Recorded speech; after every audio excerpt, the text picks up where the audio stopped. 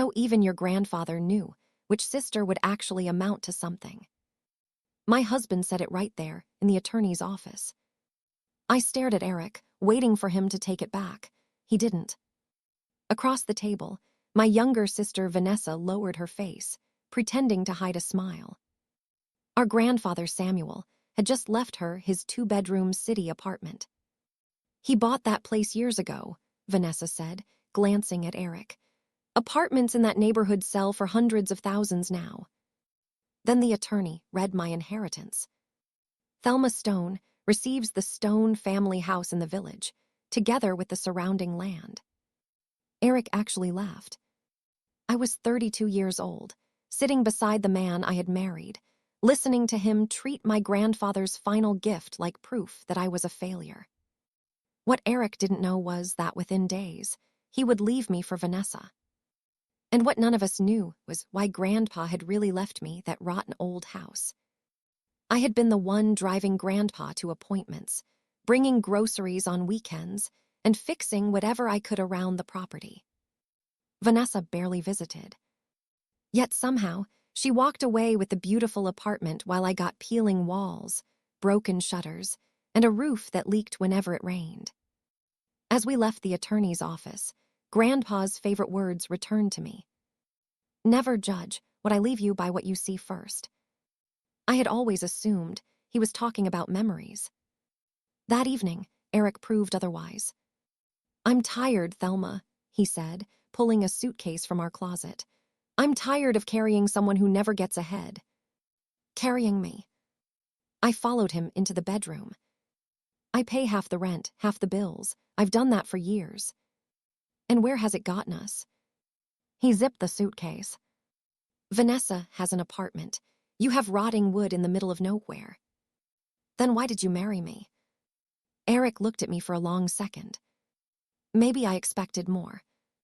He left. 3 days later, I learned where he had gone. Vanessa's apartment. My sister confirmed it herself with one message. You can't blame Eric for wanting a better life. I read it twice. Then I blocked her. I didn't call Eric. I didn't beg him to come home. With our finances being separated and my marriage collapsing, I packed clothes, my laptop, and enough belongings to fill my car. Then I drove to the village. By the time I reached Grandpa's property, rain clouds had gathered overhead. The house looked even worse than I remembered. Paint hung from the walls in strips. One shutter was barely attached. Dark stains spread beneath the damaged roof. Great inheritance, Grandpa, I whispered. I unlocked the front door and stepped inside. Then I stopped. Grandpa's dining table wasn't covered in dust. It was covered in documents. Property maps. Stacks of unopened letters bearing company names I didn't recognize. Survey papers. And directly in the center sat one sealed envelope. My name was written across it in Grandpa's handwriting. Thelma. I slowly picked it up. Grandpa hadn't simply left things behind. He had arranged them. For me. And suddenly, one question mattered more than the collapsing house around me. What had my grandfather known that the rest of us didn't? I tore open Grandpa's envelope, standing beside the dining table. There was no money inside. No secret check. Just one piece of paper with a message written in his familiar shaky handwriting. Before you sell anything, go to the study. 3rd drawer, blue folder. Sell. I looked around at the cracked ceiling and damp walls. Who would want to buy this place? I hurried down the hallway to Grandpa's study. The room had deteriorated badly. Moisture had stained one corner of the ceiling, and dust covered almost everything. But his old wooden desk looked strangely protected. I pulled the 3rd drawer. Locked. After searching Grandpa's keyring, I found a small brass key that fit. Inside was a blue folder wrapped carefully in plastic. The first document was a land survey. Then tax records. Then letters from companies I had never heard of. I sat behind Grandpa's desk and started reading. They were purchase inquiries. Companies had been contacting Grandpa about buying the property. At first, I thought I understood. Maybe Grandpa had been struggling financially near the end and had tried to sell the house. Then I noticed his handwriting. Across the first offer, Grandpa had written one word in thick black ink. Rejected. The second had the same mark. So did the third. I checked the amounts again. They weren't tiny offers. One was large enough that I couldn't understand why Grandpa hadn't accepted it. "What were you doing?" I whispered. My phone rang. "Eric." I almost ignored it. Then curiosity won. "What?" His voice was completely different from the night he left. "Hey, Thelma, I just wanted to see how you're doing." I actually pulled the phone away from my ear. "You're checking on me. Come on, we don't have to make everything hostile. You left me and moved into my sister's apartment." A pause. Then Eric said, "Vanessa told me you're staying at Samuel's old house." I looked at the blue folder. Of course she had. "What do you want, Eric?" "Nothing. I was just wondering whether you found anything interesting there." My fingers tightened around the phone. "Interesting. Samuel kept documents there, didn't he? Financial stuff, property papers. Maybe we should go through everything together before you make decisions." "Wait. Thelma, we're still legally married. I'm trying to look out for you." I glanced at the word, rejected across another purchase offer. A week earlier, this property had supposedly proven I was a loser. Now Eric wanted to protect me from making decisions about it. "Why do you suddenly care about a rotten house?" Silence. Then he said, "Because despite everything, you're still my wife." I ended the call. That was when I noticed another letter buried beneath the older offers. The date stopped me. It had arrived 3 weeks before Grandpa died. There was no purchase price. Instead, the company requested an *** urgent meeting regarding acquisition of the Stone property in connection with a major development project. I read those words again. Major development. Grandpa had rejected every earlier offer. Then, shortly before dying, he'd received this. I gathered every document, carried them outside, and locked them inside my car. Then I photographed every page of the blue folder.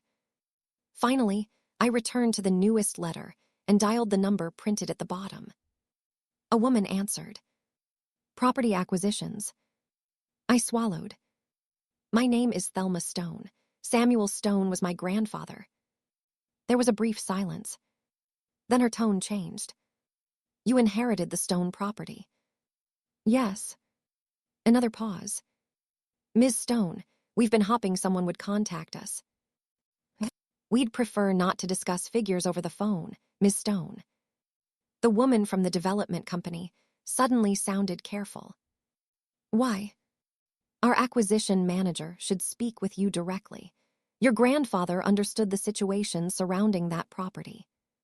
That sentence stayed with me. Grandpa understood. I clearly didn't. So before meeting anyone from the company, I went to the village municipal office with copies of Grandpa's documents. A clerk pulled up the official parcel records. I leaned closer to the screen. "There must be a mistake." "No mistake," he said. "I had assumed I inherited the house and a few fields around it. The boundary stretched much farther." "How much land is that?" "Just under 12 acres. He traced the parcel toward the main road. I left with certified records and more questions than answers. Days later, I returned to the city to collect the rest of my belongings at a family gathering. Vanessa was there. So was Eric. They weren't even pretending anymore. Eric stood beside my sister, as though my marriage had already been erased. Vanessa looked me over. "How's village life?" "Quiet." She laughed. "I told everyone you're hiding in Grandpa's shack because you can't accept what happened." One relative stared at the floor. Another gave an uncomfortable chuckle. Eric joined in. You should sell that place, Thelma. Take whatever somebody offers before the repairs eat you alive. A few days earlier, I would have defended myself. This time, I looked directly at Vanessa. Did Grandpa ever show you the property boundaries? Her smile weakened. What boundaries? The village property. No, why would he? Because it's almost 12 acres. Eric stopped smiling. 12? Vanessa folded her arms. So, it's village land. Eric ignored her. Has somebody offered to buy it? There it was. The same man who had called it rotting wood was suddenly asking questions. Why? I'm just asking. Grandpa gave me an apartment, Vanessa cut in. He obviously knew which property was more valuable. I watched her face as she said it. For the first time, her confidence looked forced. Then my phone rang. I recognized the number immediately. The development company. I stepped away, but Eric remained close enough to hear. Ms. Stone, the representative said, have you had an opportunity to review our revised proposal? Not yet. We're prepared to substantially increase our offer. I glanced toward Eric. His expression had completely changed. I'll contact you after I've reviewed everything, I said. I ended the call and headed for the door. Eric followed me outside. Thelma. I kept walking. He grabbed neither my arm nor my bag. He simply moved in front of me, forcing me to stop. How much are they offering? That isn't your concern. We're married. You remembered that quickly. His jaw tightened. This isn't something you understand. Developers will take advantage of you. I stepped around him. Then Eric said the words that finally told me exactly what had changed. Thelma, don't sign anything. That property belongs to both of us. No, Eric, it doesn't. He stared at me beside my car. We're still legally married. And Grandpa left the property directly to me. That doesn't mean I have no rights. Then speak to my divorce attorney. His expression changed. You're what? My divorce attorney. For once, Eric had nothing ready to say. I got into my car and drove back to the village. 2 days later, my attorney called. Eric was contesting parts of our separation. He claimed that because he'd supported our household during some of the time I cared for Grandpa, he had indirectly contributed to my ability to receive the inheritance. It was desperate, but it also told me something important. Eric finally believed the rotten house might be worth fighting over. I spread Grandpa's maps across the dining table. Beside them, I placed the development letters and the parcel records I'd obtained from the municipal office. For hours, I compared everything. Then the pattern emerged. A commercial corridor was planned for the area. Road access was being improved. Several neighboring parcels had already been acquired. And Grandpa's 12 acres stretched toward the main road at a point that mattered enormously to the proposed development. I picked up one of the old offers. Rejected. Then another. Rejected. Grandpa hadn't been unable to sell. He had been refusing to sell too early. I returned to the blue folder and emptied everything onto his desk. Something small fell onto the floor. A memory card. A piece of tape was attached to it. For Thelma, after you understand the land. My hands went still. I inserted it into my laptop. Grandpa appeared on the screen, sitting in the same study where I was sitting now. Thelma, he began, if you're watching this, you've probably figured out why people have been asking about the property. I leaned toward the screen. Grandpa explained that people had mocked the old house for years. But he'd watched developers move closer. He'd studied the proposed roads. He'd received offers and rejected them because he believed the land would become far more valuable. Then his voice softened. Some people will choose whatever looks richest first. I needed to know this property would go to someone patient enough to understand it before selling it. I covered my mouth. Grandpa hadn't forgotten what I'd done for him. He had noticed everything, and he'd known exactly how people like Eric would react. The next morning, I contacted an independent appraiser instead of accepting the developer's proposal. He spent hours reviewing comparable sales, maps, access points, and development plans.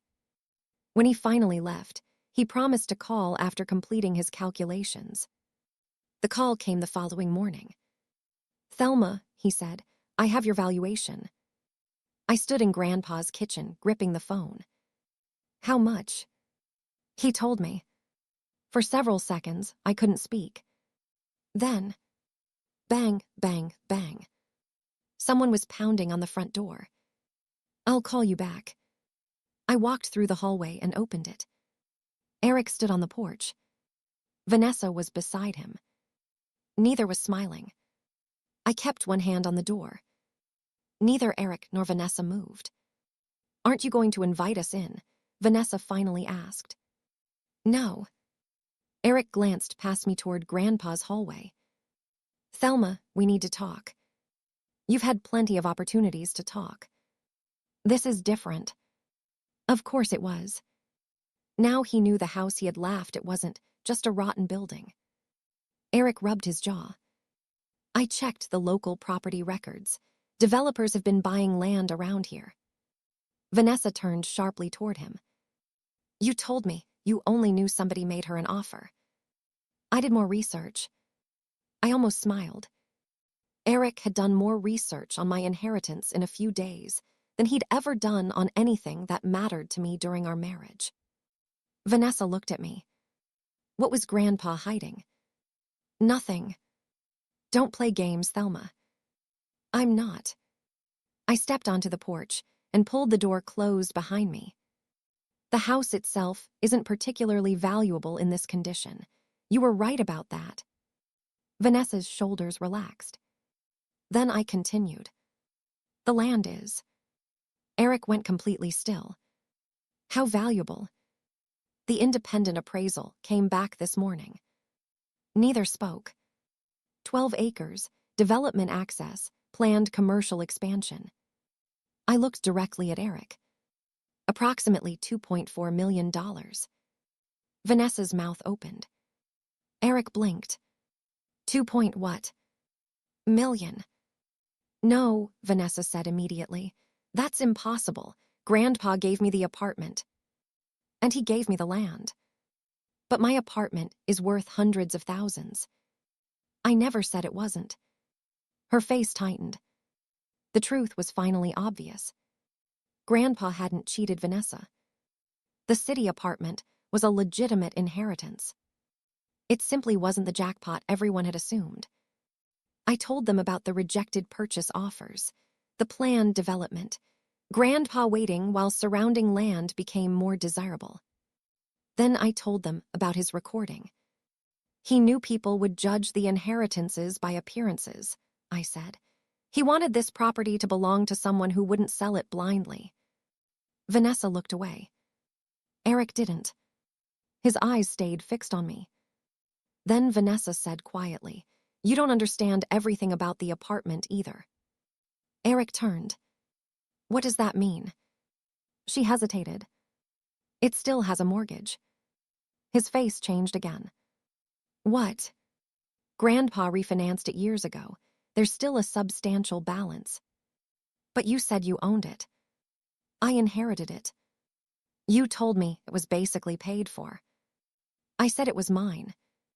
Watching them argue on Grandpa's porch, I finally understood how quickly their relationship had formed around assumptions.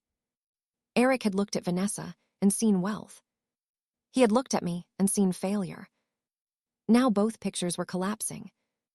"Thelma," he said, suddenly lowering his voice, "can we talk alone?" Vanessa stared at him. "Seriously. Just give us a minute." "No," I said. Eric stepped closer.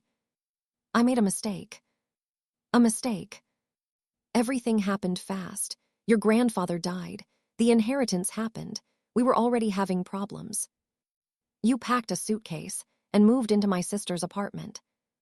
I was emotional. I looked at him for several seconds.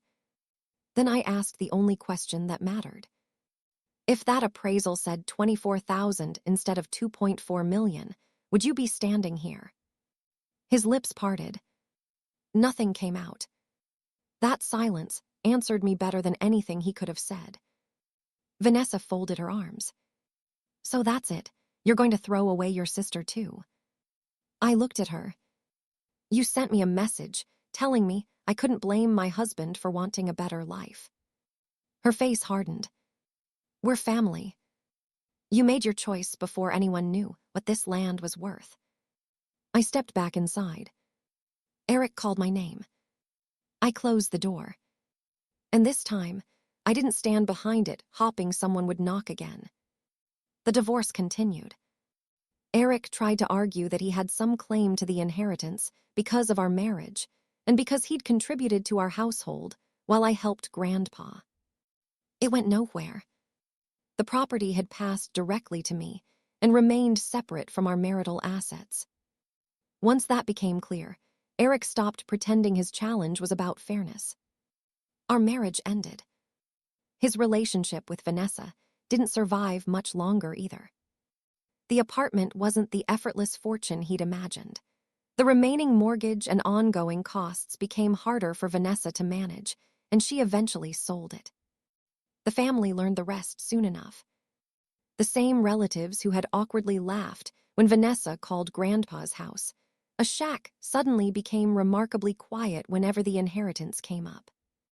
But I didn't need their apology. I had decisions to make. The developers returned with another offer. I rejected it. Then another. I rejected that one too. Grandpa had left me more than valuable land. He had left me the information necessary to understand its value.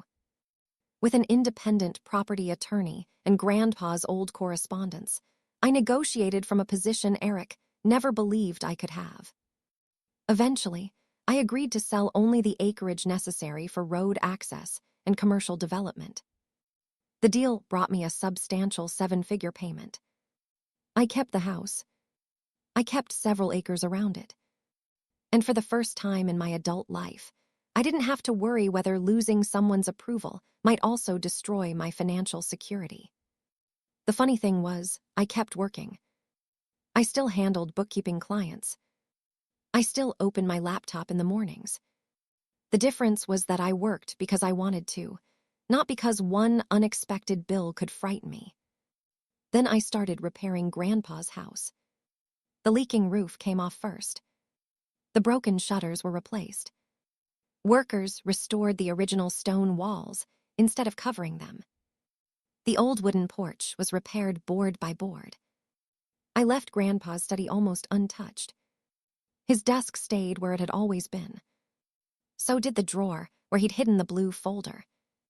Months later, I sat on that restored porch as the evening light stretched across the land. The place looked completely different. But I could still remember Eric standing in our bedroom with his suitcase. Vanessa has an apartment. You have rotting wood in the middle of nowhere. He had been right about one thing. Vanessa inherited what looked valuable immediately. I inherited something you had to stop, examine, and understand. And maybe that was exactly why Grandpa chose me. The house everyone laughed at never made me a loser. It simply revealed who had been foolish enough to judge me before opening the door.